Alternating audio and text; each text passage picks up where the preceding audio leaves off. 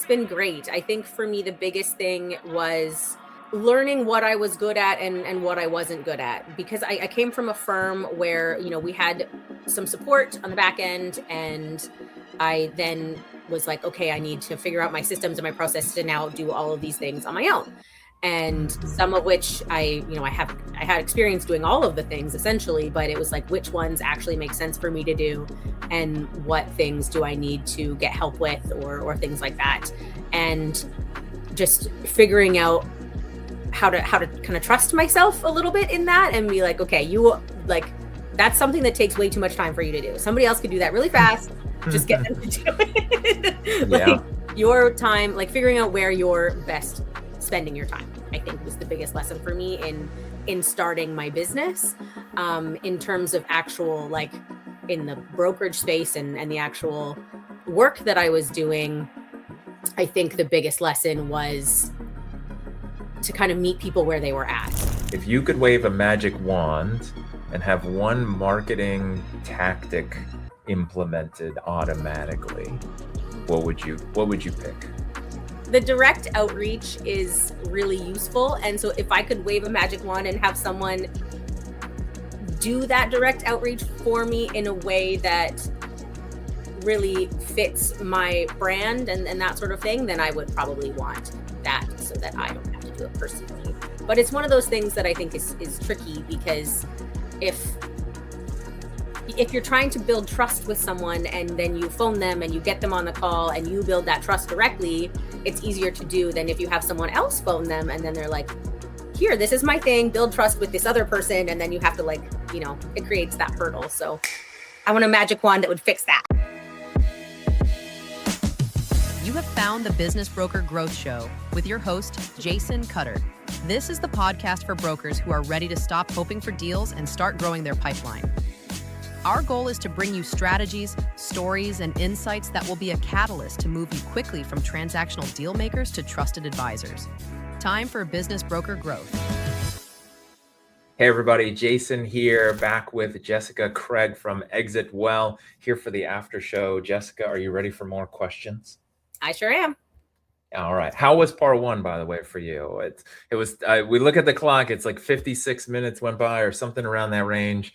How was that? Did it seem like it go by fast, or was it difficult? Oh, it was great. It goes by super fast. Who knew I could talk that much? Good. It's the fun thing about hosting my own show. We could do whatever and go over the conversation. I think it's just always fun where, if it's valuable, if it's fun, we're having fun. Hopefully somebody finds it valuable out there. Then the time flies. Yeah. It's not painful.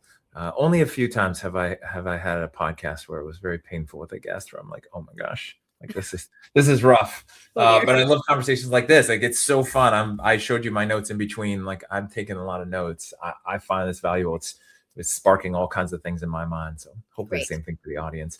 For people tuning in, if you only catch these after shows, please make sure and go to the first part. I know there's a few brokers out there I've heard from, they love the after show more so. They like what happens here, but always go back and check out the first part. And then all your links for your company, for your website, everything will be in the show notes.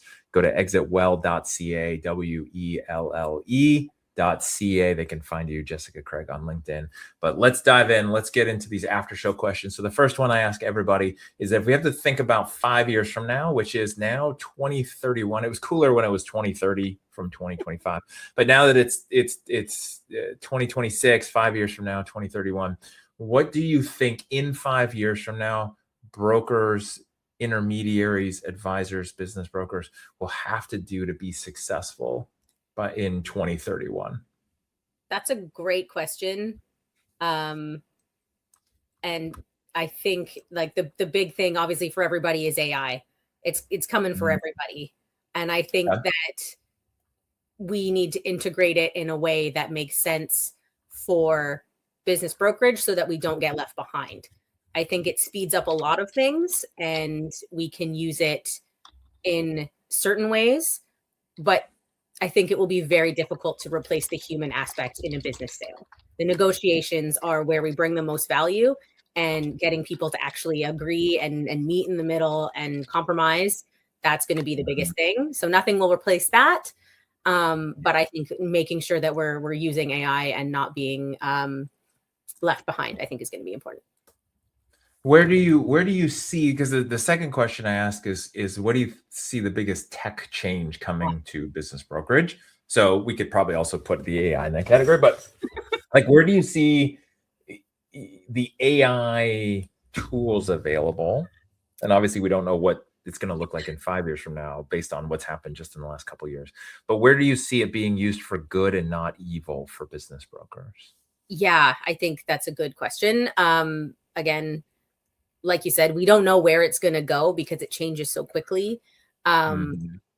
But from what I know right now, I think it can be used in ways that speed up some of the admin processes that we have to do, like Mhm. writing Okay. CIMs or listings or things like that, where we need to get all of the information and put it in a, in a package that's concise and well written and that sort of thing.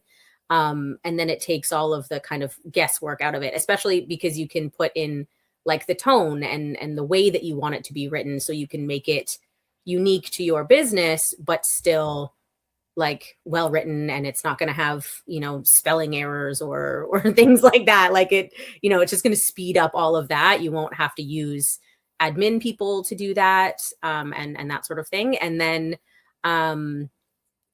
yeah, probably within data rooms, I would assume it will go that direction as well.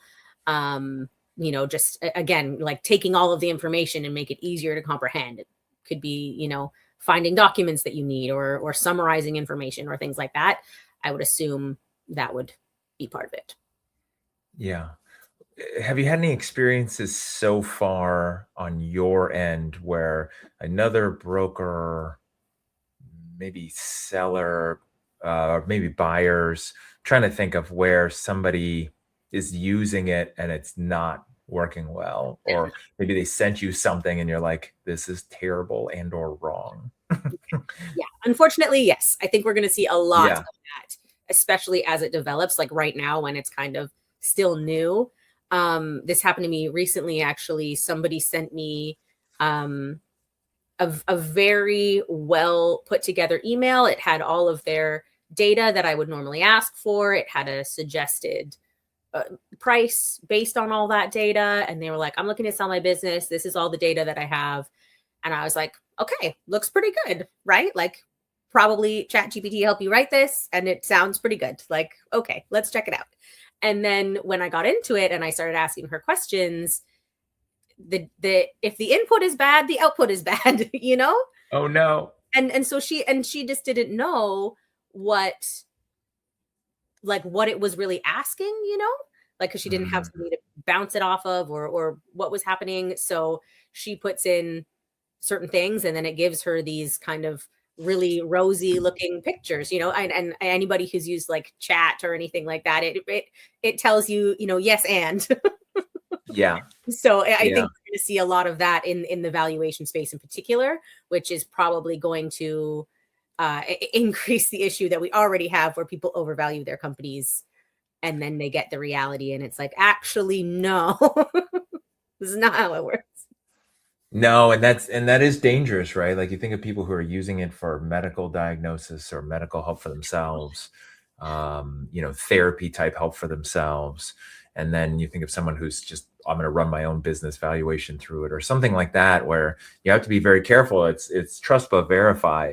And then to your point, it's a yes and, like, yes, this is great. And you're amazing. And of course, everyone's going to want this, right? And so you have to be very intentional and put effort into using an AI chatbot like a ChatGPT and have it push back on you and be Yeah, like, no, you're wrong, or that's not how, like, you have to want that feedback and be okay with that. And most people aren't thinking that way. totally. Yeah, I think it'll be interesting to see where it goes. Like for me, from the valuation standpoint alone, I don't really love those online valuation tools. I think that they are Mm, not very useful and they give people either an inflated or an underestimated value because the input is limited. And then you give that mm. like over to ChatGPT or something like that, and it's like all of a sudden even worse. Like, just talk to somebody. That's the first step if you're going to do any sort of valuation work. Just talk to somebody. Yeah, for sure. All right, next question when we think about it. So it's about to finish out March 2026, just to give a framework for the listeners and the viewers. If you're listening to this and thinking, I need this level of authority, I just don't have time to build it, that's exactly what Business Broker Growth does for you. Most brokers know that they need consistent content, better positioning, and real digital visibility. They just don't have the bandwidth to create it or the systems to keep it going. That's what we do here. We build that whole thing for you. The content engine, the visibility strategy, and the authority signals, everything we've talked about here on the podcast. So if you want to add impact without adding another full-time job to your plate, go to businessbrokergrowth.com to learn more about what it could look like for your business. 2025, what was a big lesson you learned this year? Considering I actually started Exit Well last year, so many lessons. I don't know if we have time for that. You could pick a few of those lessons if you want, because it's fascinating, that founder's journey that you're on. Which then correlates to like the clients you help, where they're at in their journey, and then where you started last year. So what jumps to mind? It's been great. I think for me, the biggest thing was learning what I was good at and what I wasn't good at, because I came from a firm where, we had some support on the back end, and I then was like, okay, I need to figure out my systems and my process to now do all of these things on my own. And some of which I had experience doing all of the things essentially, but it was like, which ones actually make sense for me to do, and what things do I need to get help with, or things like that. And just figuring out how to kind of trust myself a little bit in that, and be like, okay, that's something that takes way too much time for you to do. Somebody else could do that really fast. Just get them to do it.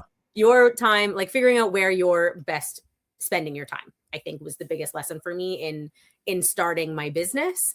In terms of actual, like in the brokerage space and the actual work that I was doing, I think the biggest lesson was to kind of meet people where they were at, because I'm trying to increase like the exit planning side of it, as well as the M&A.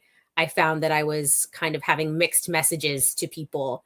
And so it was like, okay, find out where the clients are, what they're looking for, and then pitch them on that service rather than the other, because they're kind of two different things. And it's like really making sure that I know what this client is looking for before I get one-on-one with them, so I don't completely derail the conversation. Yeah. And that's such a good lesson. It's a lot of times, as either experts, like I mentioned in the first episode that we're talking about speaking, and a lot of times like experts on stage or trying to educate can not be speaking the same thing that the audience is wanting, right? Kind of the funny joke is more of like, read the room, like what does the room want? And what you're saying, which I think is great, is like, as an expert, especially as a business, you're like, here's what I do. It's tough because you might forget that part and miss the empathy and compassion for where someone else is, what they're looking for, where they need to be. And really, I love, because it's a great lesson, which is like, meet them where they are, and then where do they want to be, because then you can kind of get there together, right? Like, instead of like, you either fit into this or you don't, it's like, well, I'll come to you, or let's meet somewhere, and then we can progress, which I love.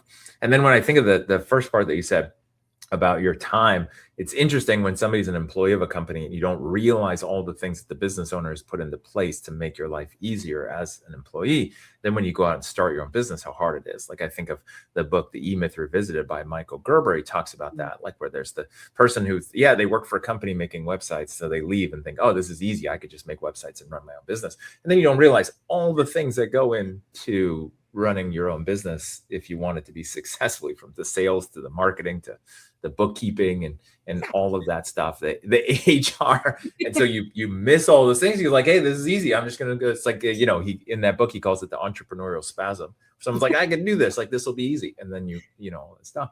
And then to your point too, which I love about the time and the value of your time, is there's two great books. One is Who Not How by Dan Sullivan, and another one is Buy Back Your Time by Dan Martell. And so those are really good at like assessing like what should you be doing, what should you not be doing, and who would love to do what you shouldn't be doing at a fraction of what your time is better spent on. Exactly. Yeah, I think that's great. All right, so then based on all of that, so that was last year, realizations. What about 2026? What are you excited about this year? Probably putting all of that in place, just doing lots of it. Yes, exactly. Putting it all in place, and we're launching the course next month. So I'm really excited to see, like, I get a lot of feedback that people are interested in it, but I'm really interested to see if that actually comes to fruition, to see if that's actually something that people are willing to do, as opposed to, having that kind of barrier of contacting an M&A firm when they don't feel like they're ready. So I'm curious to kind of test the waters on that. That's what I'm excited for. So let's talk about it. So what's the course about? Who is it for? What's the goal of the course for them? Yeah, the course it's spread out into kind of 5 weeks of content, and we go over different areas of readiness. So personal readiness, business readiness, financials, and owner dependency, and then just like kind of general structure. And so it's kind of a high level overview of all the things I talk about with clients kind of one-on-one, but very low pressure, essentially. It's like you can learn all these things now, then you can implement that into your business as you grow it, so that you are ready when the time comes. And it's for people who are probably, I'm going to say anywhere but like 3 to 5 years prior to sale is a good time. You could do it earlier than that. So if they wanted to, but I think that's a good time frame to kind of put those pieces in place that you learn, and then be able to kind of set your company up so that you can sell it when you're ready. And it is targeted at primarily smaller businesses under about 3 million in sales, owner operated businesses where they really need to start thinking about pulling the owner out early. But probably that's something that's never crossed their mind. So that's kind of the target audience. Got it. I love it. Well, most likely this episode will go live before then. Obviously, people tuning into this at some point in the future. What would be the best way to find that course? So go to your website. Is that probably the best hub for that? Yep, it'll be on our website, and you'll be able to access it directly from there. One of the things about podcasts and videos that's interesting is once it's out there, and you never know what time and what updates have happened. So if you find this in the future audience member, check out the exitwellwithane.ca website. So you can see about that course and if that's going to help you. I'm always a big fan of that, because I think there's a certain group of people that do well learning from courses, and where if the course is set up correctly, it can help somebody, especially a busy business owner. Sometimes they don't think they have the time for it, but if it's something they can kind of slowly roll into and it helps them, then I think it's a great way to go. Not everyone's a course person, but if you are, I think it's valuable. And I think it's interesting that you're on the education minded side, and so you're thinking courses. Same thing as I. All right, last question here. If you could wave a magic wand and have one marketing tactic implemented automatically, what would you pick? That's a good question. All of it. Like, yeah. I was like, is that an okay answer? Like, if someone just does it. The magic wand to get more wishes from the magic wand to just just all of the marketing channels. All of it. Yeah.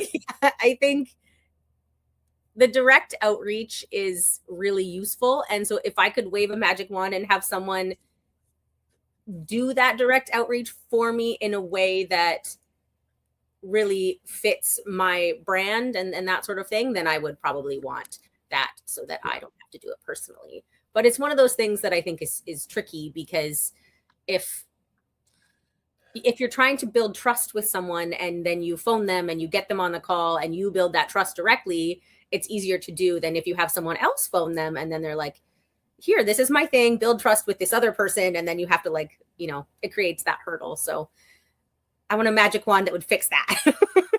It is very true. I mean, if you set it up correctly in the beginning with that person who's receiving the call, and they understand that like the goal is the other person, the future person, right? The Jessica is the expert, then it works well. I know years and years ago I had a business partner, and anytime that he or I received a phone call, inbound phone call, business related, or we made a call and we spoke to somebody, whoever that potential client spoke to first was the one they bonded with first, the one they trusted first, and they would go to during the whole transaction, and they really didn't care about the other person. It was like you either spoke to him first or you spoke to me first, and whoever they did, that was their client for life. Like they would literally not want to hear from the other person at all. It was like, I don't know you. interesting how that works.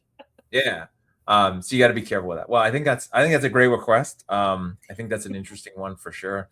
And, making that happen. And I know they have a bunch of the other stuff you already have handled. So, well, Jessica, I appreciate you being on here for the after show, going through even more stuff and talking about kind of what you've been working on, and even sharing some of the growth and the things behind the scenes that you're doing. But I also love how much you're sharing about, what could help business owners out there. Hopefully some business owners find this, brokers who find this and realize how much goes into exit planning. I think that'd be great. So again, all of your links, everything will be in the show notes. We've referenced several times. Make sure to check out the first episode.